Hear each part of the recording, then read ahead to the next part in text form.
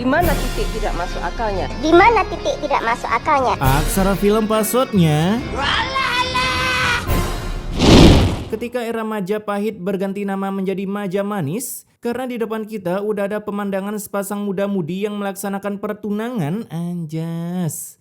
Panggil aja babang mantan pelukis buntung ini namanya Rio yang tangannya udah tumbuh setelah ditanam dan dibesarkan sepenuh hati seperti kecap Malika, sedangkan ayangnya bernama Ratna.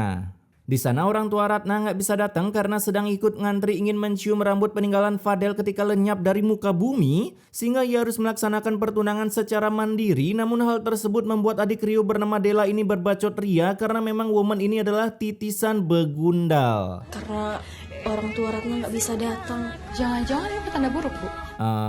Iya juga sih, tapi emang lagi rame-ramenya cuy orang tua berburu benda peninggalan bersejarah. Sepulangnya dari rumah Rio, terlihat Rio mengantar Ratna ke rumahnya yang lagi sepi. Namun bukannya mencoba melakukan pengreviewan karena kebetulan rumahnya sepi, si Rio tanpa bisikan setan di kupingnya malah mengobrol di luar rumah. Dan yang buat gue bagong, Kita tuh nikah sekali seumur hidup, jadi harus spesial. didengar dari kata-katanya sih gue bisa tebak ini mbak-mbak seorang begundal. Di sisi lain emak Rio sedang mengreview perhiasan peninggalan Abu Jahal untuk dipakai anaknya nikah. Tapi ketika Della tahu niat emaknya, ia pun langsung kesal karena Della memiliki keyakinan kalau Ratna adalah seorang begundal. Gue gak sadar apa ya? Kalau si Ratna tuh bukan perempuan yang baik buat Kak Hasbi. Ternyata gue salah sangka cuy, Della orangnya baik cuy, niatnya ngelindungin kakaknya dari begundal. Seharusnya kan perhiasan itu ibu kasih ke aku. Aku harus ambil perhiasan itu. Ternyata gue salah sangka lagi.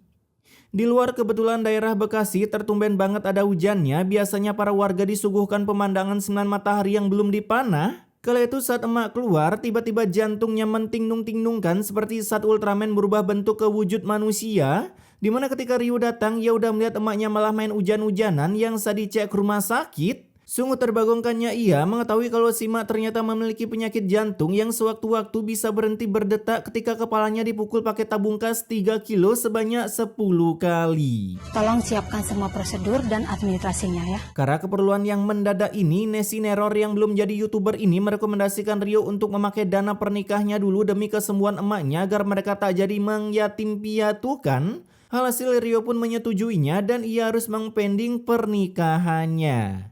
Nah setelah si Mak sadar, datanglah begundal gandul ini ke sana, tapi bukan mencari muka dengan pura-pura khawatir, melainkan ia mengajak Rio untuk mencari WO untuk pernikahannya. Korban sakit segede gaban ini kagak dilihat kah?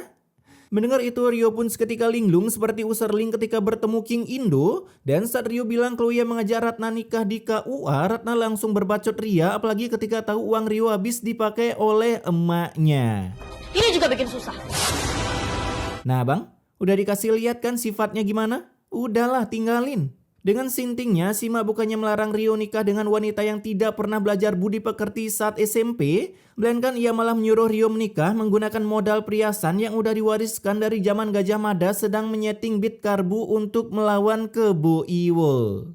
Gua jadi orang tua Rio auto menolak punya bentukan mantu kayak gini cuy. Kemudian saat Sima udah pulang, ia pun mendadak ingin wasted ketika mengetahui kamarnya udah di-unboxing oleh manusia random. Mengkomeng ngacak-adulkan sisi barang-barangnya dan perhiasannya pun udah hilang ditelan kenyataan. Yang artinya Sima tak bisa mendanai pernikahan Rio. Emang udah gak ditakdirin lu nikah yuk, nikah sama botol jenglot. Di sisi lain telah terjadi kehilangan barang di tempat kerja Rio yang kata karyawan di sana kehilangannya ketika sip kerja Rio. Alhasil Boroja login ke sana beberapa hari, si Rio langsung dibuat lockout oleh Iqbal ketika tidak bertemu dengan Cowboy Junior. Akibat udah teledor saat bekerja yang ternyata kehilangan tersebut disebabkan oleh begundal botol ini bego dan tolol setelah Rio tak jadi menikahinya. Oh, kenal di tempat kerja toh, pantesan. Saat pulang, emak Rio kembali ingin mengdak-dikdukserkan jantungnya ketika tahu Rio jadi pengangguran lagi. Padahal udah sekitar 2 tahun Rio menekuni penganggurannya dan baru beberapa hari yang lalu dapat kerja. Sehingga kini Sima panik tak tahu siapa yang harus jadi tulang punggung keluarga. Padahal udah sempat lihat-lihat barang berbagai macam perabotan di toko Orin. Di rumahnya Sima kini udah tak memiliki beras dan uang mereka udah habis juga, makanya ia menangis. Apalagi kini melihat Rio malah jadi pengangguran. Karena aku lagi baik, sini aku belikan berasnya. Mana uangnya? Itu dia masalahnya Sat, makanya mak lu nangis. Kala itu emaknya bilang kalau Rio udah dipecat dari kerjaannya sehingga membagongkan hati Della karena barusan udah mencet tombol check out sebuah HP gaming, sekarang babangnya malah jadi pengangguran. Bahkan Della juga mengatakan hal yang sangat jujur keluar dari isi perutnya. Aku nyesel dilahirin dari keluarga yang miskin ini. Bukan nyesel sih, tapi emang dosa lu aja kebanyakan makanya keluar dari rahim keluarga miskin. Acuaks.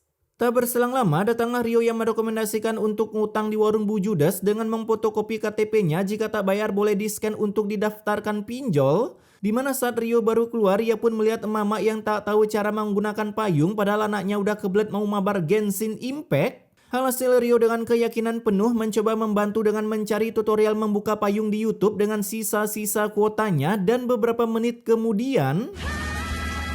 Tara, akhirnya si NPC ini tahu cara membuka payung secuil tutorial dari Rio cuy. Kemudian keesokan harinya rumah Rio kedatangan 2 preman mental tempe mendoan yang akan melempem ketika hutangnya dibayar. Karena niatnya mereka kesini mengambil beat yang dicicil oleh Rio yang dulu agar mudah mendapatkan hati Ratna. Ora beat ora mesra brother. Nah, saking memiskuinkan mereka yang jika diceritakan di Tok spill kehidupan paling menyengsarakan, mungkin video Rio bisa FYP karena ia cuma bisa mengisi perutnya menggunakan air putih, itu pun air keran. Namun berhubung Rio tahu cheat tetangga baik, ia pun akhirnya mendapatkan surprise dari tetangganya berupa jagung rebus. Sebagai tanda terima kasih mak ini udah mengajarkan cara menggunakan payung ketika hujan. Allah akan membalasnya dengan hal yang tak terduga. Beberapa hari pun berlalu, Della yang udah tak kuasa menahan kekisminan ini, ia pun meninggalkan sepucuk surat dari Starla karena telah lockout dari rumah untuk ngekos bareng temannya lalu mencari kerja. Lah, dikasih rumah malah milih ngekos. Padahal dia tinggal cari kerja doang beres. Tak berselang lama, tiba-tiba pasukan NPC meremehkan rumah Rio seperti lagi nonton konser Balsem Geliga, di mana kedatangannya mereka untuk meminta diajari menggunakan payung sekalian mengservis payung-payung mereka yang susah dibuka maunya dibungkam terus seperti udah mendapatkan suap oleh para penjabat. Anjas. Servis payung saya ya, tapi saya nggak punya ongkos bayarnya. Anjing, udahlah bang, biarin aja dibungkam itu payungnya. Sebagai tanda terima kasihnya, para warga memberikan banyak bekal makanan untuk mereka santap seperti umbi-umbian. Buset, mending kasih uang dah daripada kasih singkong. Dikira zaman penjajahan apa gimana ya?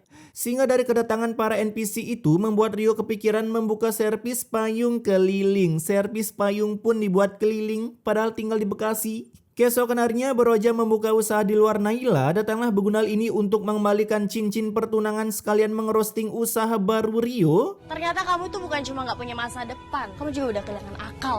Karena bagi Ratna usaha Rio sangat menguak-kuakan akibat ia tinggal di Bekasi, kenapa payung yang diservis seharusnya jasa benerin AC yang harus ditawarkan. Bekasi panas cuy, kok malah nawarin payung?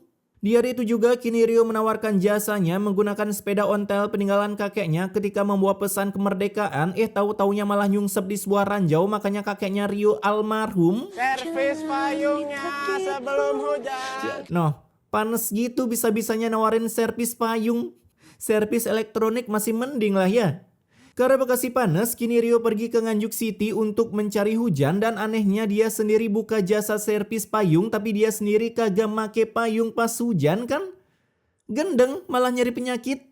Kala itu Rio membantu seorang mama random membawanya ke rumah sakit, tapi rupanya si mak udah wasted ketika di perjalanan. Hasil bukannya mendapatkan uang sebagai ucapan terima kasih, yang ada Rio mendapatkan pengeluaran yang tak terduga. Karena ini mak tak tahu siapa keluarganya, sehingga Rio dan emaknya berinisiatif menanggung biaya pemakamannya. Bahkan untuk proses pemandian jenazah dan lain-lainnya dilakukan di rumah Rio. Bisa-bisanya loh, jenazah orang random. Keesokan harinya beroja berbuat kebaikan, si Rio malah terkena serempet sampai sepedanya mengalami luka-luka yang cukup parah. Terlebih lagi saat dibawa pulang, aduh. Gak apa-apa kan ya ketawain nasib orang di film. Sepeda ontel bekas kakeknya harus terunboxing, sehingga besok Rio harus berjalan untuk menawarkan jasanya. Please lah bang, usaha yang lain gak ada kah? Apa kayak sol sepatu servis elektronik kan ada anjing. Nah, tak berselang lama datanglah Della lagi ke rumah, namun mengira Della datang karena uangnya udah habis dan tak dapat kerja, melainkan kedatangannya ingin memberitahu jangan sampai pacar Della yang baru tahu kalau Rio membuka usaha di luar nalar, karena katanya pacar Della adalah orang kaya, sultan di atas sultan setelah menerima pelantikan minggu kemarin. Ya, jadi PP maksudnya, tidak ada rendang yang tidak bisa kusendok. Ketika masuk kamar, Della pun menelpon pacarnya yang ternyata adalah mantan atasan Rio yaitu Iqbal ketika hidup melarat, ia panggil aja Dio, di mana rencana mereka rupanya ingin mengambil sertifikat rumah untuk bekal menikah. Ya elah, katanya kaya. Dan di malam itu juga Della diam-diam mengunboxing lemari pakaian emaknya untuk mengambil sertifikat rumah. Alhasil kebetulan si mak lagi mimpi bertemu dengan Yang Maha Nolan di mimpinya, ia pun tak sadar ada seseorang yang ngemaling di kamarnya. Kemudian keesokan harinya Rio kembali menawarkan jasa servis payung keliling, kali ini menggunakan alat transportasi permanen milik manusia yaitu kaki. Tapi apa daya, kali ini Rio mendapatkan pelanggan yang mantap jiwa karena payungnya harganya sangat mahal katanya. Jadinya si Rio diberi pesan untuk menjaganya baik-baik. Payung kayak gini payung mahal.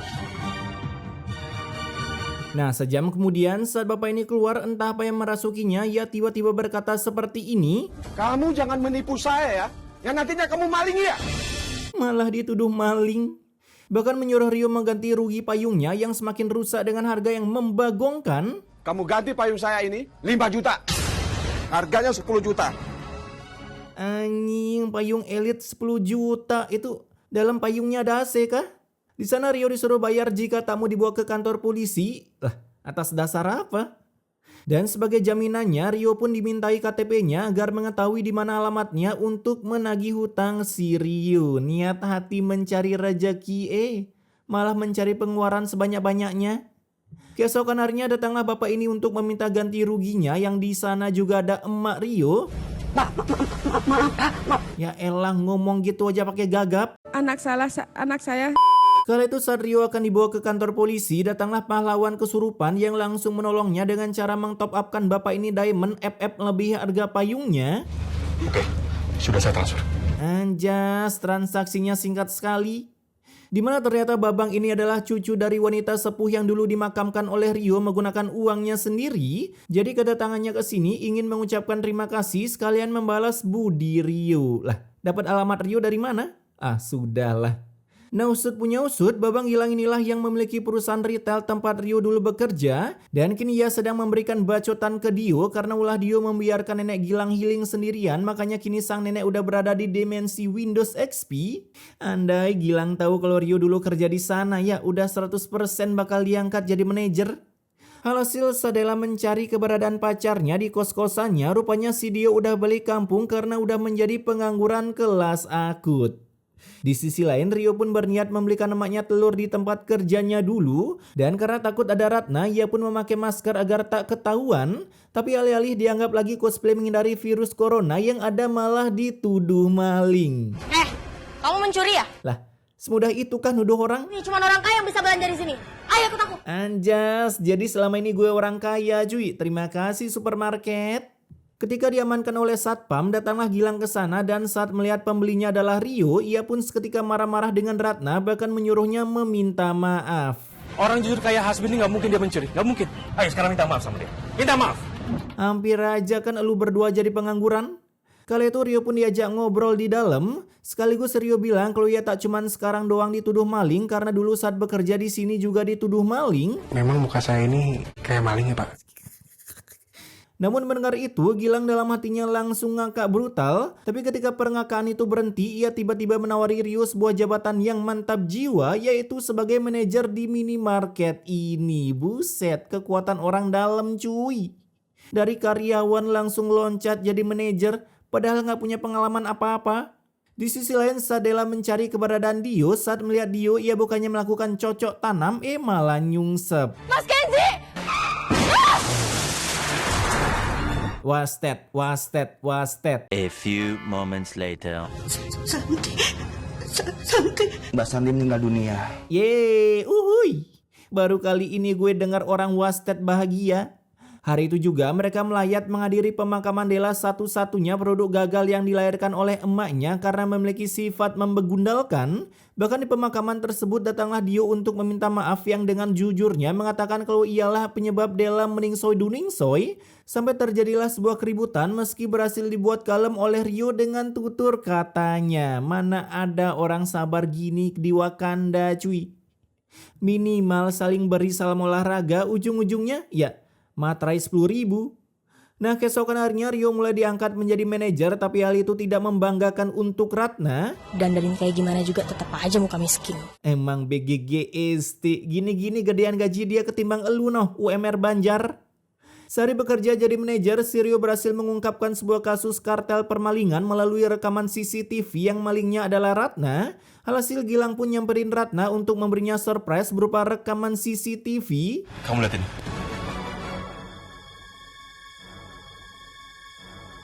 Kamu saya pecat. Yang akhirnya gelar Ratna sebagai karyawan level 1 harus sirna akibat Diki secara tidak pantas dari sana. Ciah, gajinya sekarang minus dari UMR Banjar. Setelah Diki, kini Ratna bertemu dua preman, salah satunya Babang Avatar The Last Air Money ini, yaitu Saitama model lokalan, di mana malam harinya mereka melakukan permalingan meski berhasil keciduk. Hei, ngapain kalian di sini?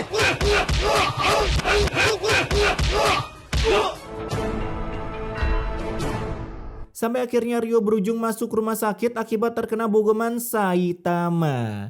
Namun untungnya kelakuan Ratna berhasil ditangkap oleh Pak Polisi karena bosnya memberitahu kabar baik untuk Rio kalau Ratna udah berhasil diamankan. Yang gitu-gitu mau dijadiin mantu. Dan singkat cerita, beberapa tahun pun berlalu, kini Rio bukan menjadi manajer lagi melainkan pemilik minimarket karena dengan gajinya selama ini yang ia tabungkan, ia mampu membuka supermarket untuk menyaingi supermarket milik Gilang. Wah, sungguh tidak tahu diri sekali ya guys. Dididik dibesarkan seperti Malika, pas sudah besar malah laris manis seperti kecap bangau, anjas.